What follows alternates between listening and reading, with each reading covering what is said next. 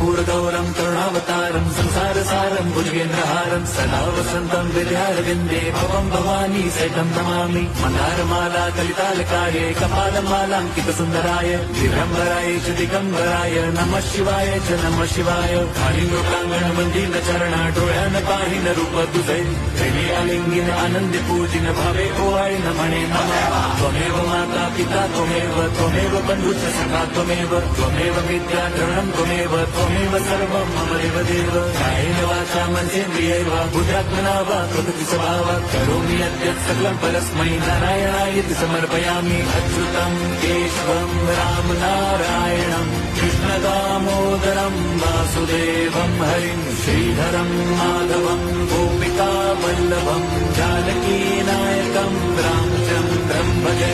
Hare Ram Ram Ram Hare Hare Hare Krishna